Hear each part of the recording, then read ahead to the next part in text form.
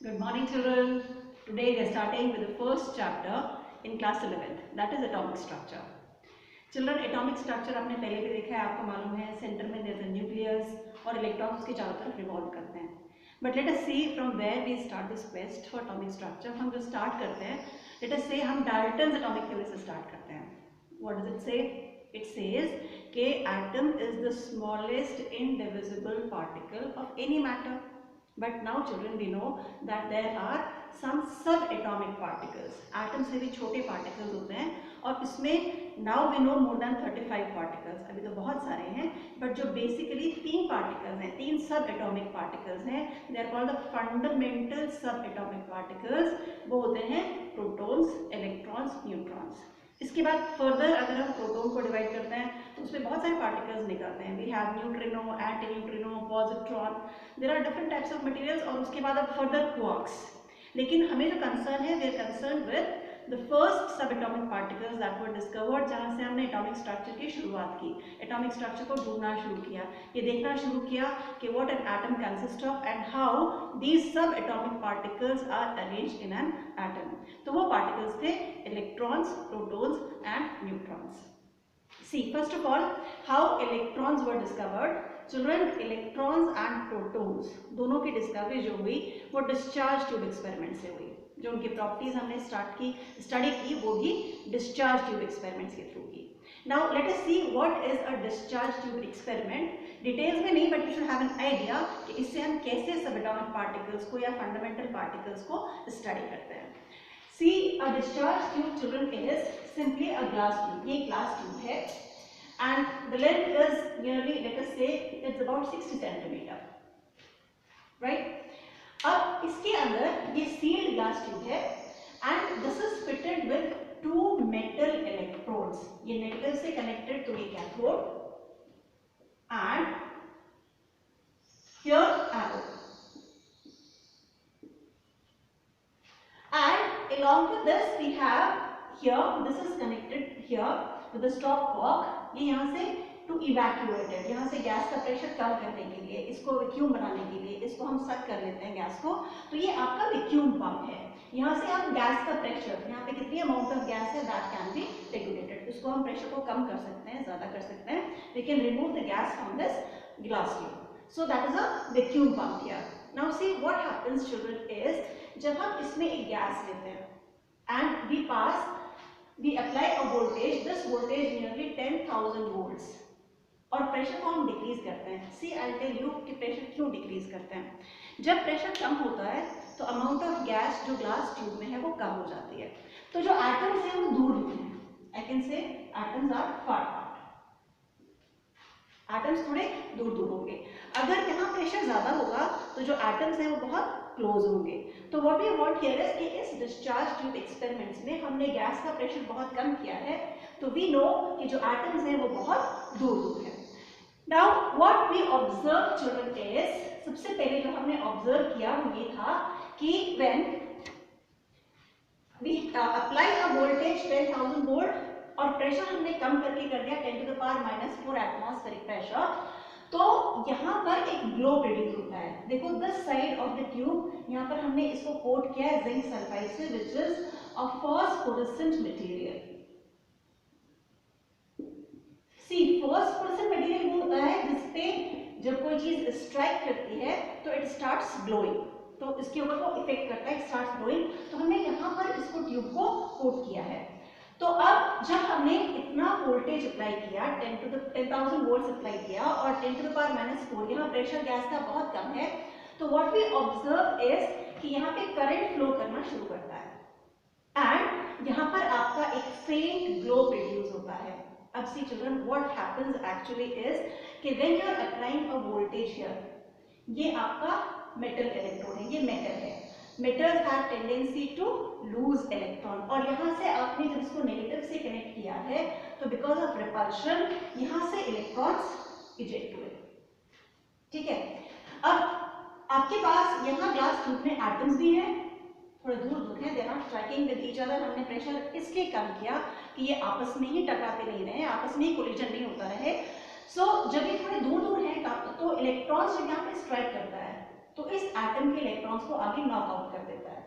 तो इस तरह से there is a beam of electrons जो इस इलेक्ट्रोड को पास करके, ये जो आपका एनोड है इसके थ्रू पास करके यहाँ स्ट्राइक करेगा, and when it strikes here it will produce a फेंट ग्लो। तो दिस शोज कि जो एटम्स यहाँ प्रेजेंट हैं, these atoms are emitting some subatomic particles. Now इसकी प्रॉपर्टीज स्टडी करने के लिए क्या किया गया, we'll come back to this again. See what we did is, if we put a let's say an object here, तो it will produce a shadow here. एक object आपने इसके पास में रखा and shadow is produced. So this means that these beams of particles, they travel in a straight line. जो particle आ रहे थे, they are traveling in a straight line. Second experiment में what we did, we put a paddle wheel here. Paddle wheel एक frictionless wheel है जिसका मास बहुत कम है. ये particle जब strike करेगा तो this will be rotated. अब स्ट्राइक करने से पैडल व्हील को रोटेट कर रहा है, इसका मतलब है कि this beam consist of some material particles, इसमें कुछ पार्टिकल्स हैं. तो अब तक हमें दो चीज मालूम गई कि first thing is it travels in a straight line and second thing is it is made up of some material particles. Then after that what we found is with further experiments in this manner, हमने ये पता किया कि whether we change the gas here, हम यहाँ पे gas change करते हैं, आप हाइड्रोजन ले लें, आप सोडियम वेपर ले लें, आप हीलियम ले लें, गैस चेंज करने से या ये जो मेटल हमने यहाँ लगाया है जो कैथोड है और जो एनोड है, इसका मेटल चेंज करने से E/m, E is charge, m is mass, तो charge by mass ratio does not change. हम कोई सा भी गैस ले लें, हम कोई सा भी मेटल ले लें कैथोड पे एनोड पे, जो चार्ज बाय मास रेशियो है that does not depend on the material, it is irrespective of the material, इसकी वैल्यू सेम आती है, कांस्टेंट आती है. दैट मीन्स कि हर चीज में, चाहे वो कोई भी गैस है, चाहे वो कोई भी मेटल है, ये जो पार्टिकल है ये फंडामेंटल पार्टिकल है, ये सब में सेम है. So E/m does not depend on the nature of the gas or the material of the cathode. Further जो और प्रॉपर्टीज हैं कैथोड रेज की, they produce heating effect. जब वो मेटल से स्ट्राइक करता है तो मेटल हीट अप होता है, तो they produce heating effect. ये सब प्रॉपर्टीज हैं. We are concerned with two properties here. I'll tell you what. And then further properties, it has penetrating power. Obviously ये जो रेज आ रही थी इस मेटल इलेक्ट्रोड को पास करके, पेनिट्रेट करके आगे जा रही थी. So these rays were able to penetrate through thin metal foils. अगर आपके पास बहुत थिक फॉयल है तो उसको पास नहीं कर सकता, लेकिन normally it is able to pass through the metals. And when it strikes a heavy metal, किसी हेवी मेटल से स्ट्राइक करेगा तो प्रोड्यूस एक्स रेज. ये प्रॉपर्टीज हैं कैथोड रेज की. We are concern with two properties here. हमें दो चीजों से मतलब है. One is that these particles, ये जो एमिट हुए कैथोड से एनोड की तरफ जा रहे हैं, वहां पे स्ट्राइक कर रहे हैं, these particles are negatively charged. Now how we come to know, यहां से पार्टिकल्स जा रहे हैं. If I apply an electric field, suppose अगर मैं यहाँ नेगेटिव यहाँ पॉजिटिव इलेक्ट्रिक फील्ड देती हूँ, तो ये जो पार्टिकल पहले सीधे जा रहे थे, these are deflected like this. They are deflected towards the positive electrode. जब ये positive electrode की तरफ, positive field की तरफ deflect हो रहे हैं, that means they are negatively charged.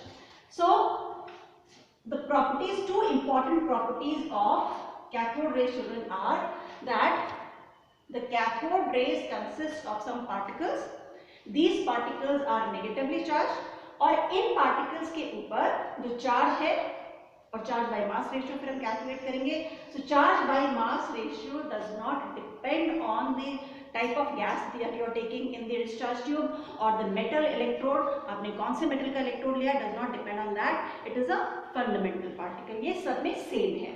तो ये जो पार्टिकल है जो सब में सेम है और जो नेगेटिवली चार्ज है, this particle children now is called an electron. और जो कैथोड रेज है, cathode rays are beams of electrons. जो cathode rays, why we call them cathode rays, because they originate at the cathode. पहले इनका origin यहां से हुआ, electron यहां से इजेक्ट हुआ, फिर दूसरे एटम को स्ट्राइक किया, दूसरा इलेक्ट्रॉन इजेक्ट हुआ. तो they are originating at the cathode and they are going towards the anode. तो इनका ओरिजिन कैथोड से है, इसलिए these are called cathode rays. So cathode rays are simply beams of electrons.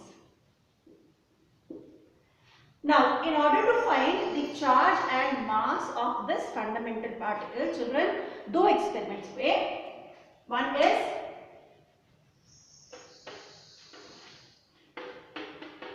using Thomson's experiment, जो कि इस type का experiment है, discharge tube experiment. We calculate that the charge by mass ratio is 1.76 into 10 to the power 8 coulombs per gram. इस experiment से हमको ये मालूम पड़ता है कि ये जो पार्टिकल है, जो पार्टिकल यहाँ प्रोड्यूस हुआ जिससे ये बीम ऑफ इलेक्ट्रॉन्स है, जो कैथोड रेज बनी है, these particles have charge by mass ratio equal to this.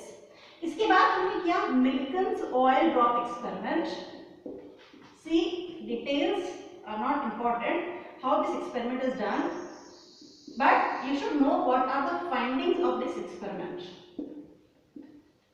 Millikan's oil drop experiment से हमें मालूम पड़ा कि charge of the particle is 1.6 into 10 to the power minus 19 coulombs. And from these two, इन दोनों से I can calculate mass. Mass will be equal to, अगर हम इसको इससे डिवाइड करते हैं तो E upon E by m, that is m. When you put these values, the mass comes out to be 9.1 into 10 to the power minus 28 grams. So basically I would say कि discharge tube experiment से हमको ये मालूम पड़ता है कि इन an atom, यहाँ पर हमने गैस लिया, गैस में एटम्स हैं, in an atom there is a negatively charge fundamental particle जो हर एटम में होता है, क्योंकि it remains the same even when we are changing the gas. तो हर एटम में, हर टाइप के गैस में, हर टाइप की सब्सटेंस में this particle remains the same and these values charge by mass और charge by mass ratio, it does not depend on the nature of the gas, ये सब में same है. So this is one fundamental particle in an atom. Now इसके बाद the important investigation follows that was done by Goldstein. See, what we know is an atom is neutral. अब atom neutral है और एक particle इसमें negative है, तो इसका मतलब है कि कोई दूसरा particle भी होना चाहिए. There has to be some other particle which will have a positive charge. Only then the positive and the negative charge will neutralize each other and the atom will be neutral. तो अब उस particle को खोजने के लिए what we do is यही experiment किया गया but with a slight modification. Now the modification children was that अब की बार हमने क्या किया,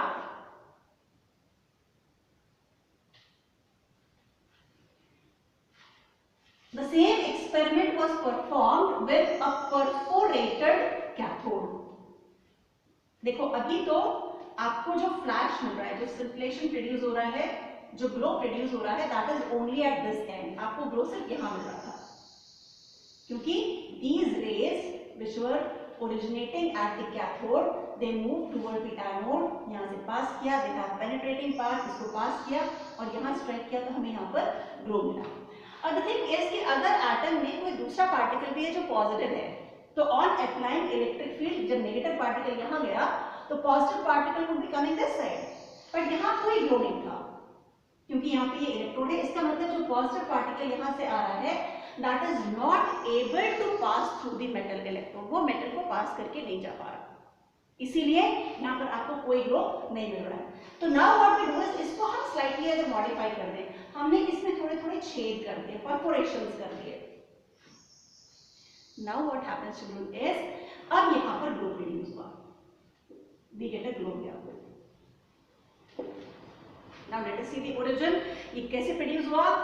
देखिए सबसे पहले यहाँ से इलेक्ट्रॉन्स इजेक्ट हुए, क्योंकि कैथोड है, इलेक्ट्रॉन्स इजेक्ट हुए, तो ये आपका मेटल एटम है. इलेक्ट्रॉन इसको स्ट्राइक करेगा and electron beams goes here, ये इसको पास करके यहाँ आती है. तो जो पीछे रह गया व्हाट रिमेन्स बिहाइंड इज जब एटम में से इलेक्ट्रॉन निकल जाता है तो हमारे पास बचता है एक positive ion. This is a positive ion, it's called a kernel. इसमें न्यूक्लियस होगा. So this is positively charge ion. अब ये पॉजिटिवली चार्ज आयन यहाँ मूव करता है, but because the size is big, इसका साइज तो इलेक्ट्रॉन से बहुत बड़ा है, इसलिए initially it was not able to pass through this metal electrode. लेकिन जब हमने यहाँ परफोरेशन किए तो ये इसमें से पास होके यहाँ आ जाता है। तो ये जो इस टाइप की रेज प्रोड्यूस हुई, these rays are called canal rays. Now if you look at the properties, canal rays or anode rays. Canal rays because they are passing through canals or holes, or anode rays because they are originating from the here, from this side. They are moving from anode towards the cathode. So now I can say, if you look at the properties, again properties देख रहे हैं, तो you will have the same type of properties. They travel in a straight line, and instead of being negatively charged, now I would say these are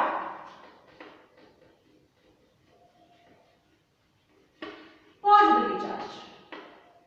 To verify, हम electric field लगाते हैं, let's say negative here, positive and here. तो जो positive rays आ रही हैं, they move away and they will be reflected upwards. So these rays are positive in nature, number 1, they are reflected towards the negative side. And secondly, अब अगर मैं यहाँ hydrogen लेती हूँ तो इसका मास अलग होगा क्योंकि न्यूक्लियस का मास है। अगर हम सोडियम लेते हैं तो उसका मास अलग होगा। अगर आपने सोडियम वेपर लिया, डिफरेंट मास, हीलियम लिया, different mass.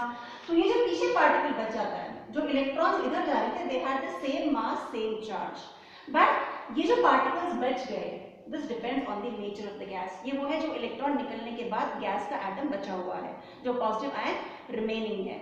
So now this will be different. अगर मैंने हाइड्रोजन लिया है तो इसका मास अलग होगा, अगर मैंने हीलियम लिया तो अलग होगा, अगर मैंने सोडियम वेपर लिया तो अलग होगा। So this will depend on the nature of the gas. So I can से E by m now is not independent, it depends on the nature of the gas. जो गैस आपने यहाँ पर ली है, it depends on that. Does not depend on this metal. यहाँ से originate नहीं हुआ था, it is originating here from the atom. जो एटम गैस का यहाँ पर था, ये वहां से ओरिजिनेट हुआ. So it depends upon the nature of the gas that is present in the discharge tube. And on calculating this children, हमने इसको कैलकुलेट किया. Charge by mass ratio comes out to be 9.58 into 10 to the power 4, and charge of course 1.6 into 10 to the power minus 19. So when you calculate the mass is equal to E upon charge by mass, comes out to be 1.67 into 10 to the power minus 24 grams. These values you can remember for numerical purpose, but just to understand कि ये जो आपका particle था पहले, it depends on the gas that you are taking. अब सबसे छोटा gas, सबसे छोटा एटम जो हम ले सकते हैं, सबसे lightest gas that we can take is hydrogen. So when we take hydrogen here, in case of hydrogen, then the charge by mass ratio is this. तो जब आप यहाँ हाइड्रोजन ले रहे हैं, तो you get here the smallest positive particle in an atom. क्योंकि hydrogen सबसे छोटा एटम है, तो जो पॉजिटिव पार्ट है सबसे छोटा होगा, smallest positive particle. Now this is called a proton. अगर हम यहाँ हाइड्रोजन गैस लेते हैं, हाइड्रोजन में से उसका इलेक्ट्रॉन रिमूव कर दिया, तो जो बच गया that is a proton. That is smallest positive particle present in an atom. और इसका चार्ज बाय मास रेशियो है this, charge is this and mass is this. So this is how we came across the discovery of electrons and protons. अब इसके बाद the story was almost over. Atom neutral है, charges ने cancel out कर दिया. But when we added the mass of C, this is practically massless as compared to this. So it was assumed कि जो total mass है that should be equal to mass of protons. लेकिन for most of the matters, hydrogen को छोड़ के, for most of the elements, hydrogen को अगर छोड़ दें, तो जो mass of atom है, जो पॉजिटिव चार्ज उसमें निकला है, जितना पॉजिटिव चार्ज है उससे हम कैलकुलेट करेंगे कितने प्रोटॉन्स हैं. तो the mass is more than the number of protons. Protons के मास से ओवरऑल मास ज्यादा है, और इलेक्ट्रॉन्स मासलेस है, इलेक्ट्रॉन्स का नेग्लिजिबल मास है. तो दिस मींस कि कोई ना कोई एटम ऐसा जरूर है जिसका मास है और कोई चार्ज नहीं है, क्योंकि charge is balanced, the electrons and the protons, charge is balanced, equal in number. Balance हो गया चार्ज, लेकिन फिर भी उसका मास शॉर्ट है, इलेक्ट्रॉन्स आर मासलेस. और जो एटम का टोटल मास है, that mass is more than the mass of the protons that are present in that atom. That means there are some other particles which are present in an atom. और इसको discover किया Chadwick ने. See what Chadwick did is his experiment. across this particle. Chadwick bombarded, this is discovery of neutrons. Discovery of neutrons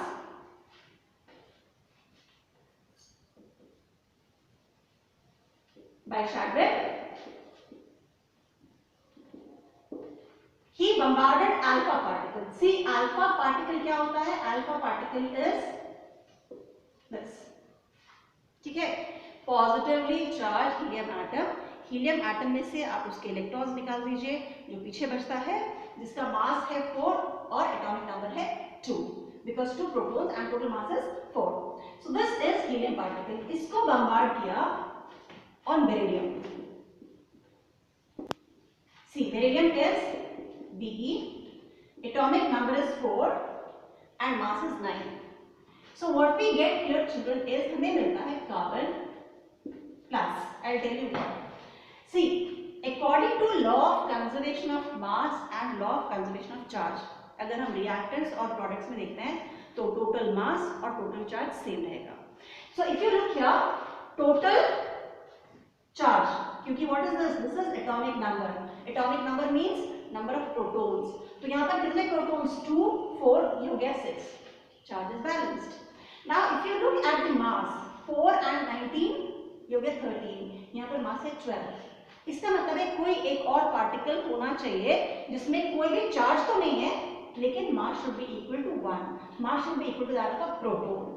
And this particle children is a neutron. ये neutron होता है जिसका कोई charge नहीं है, but mass is 1.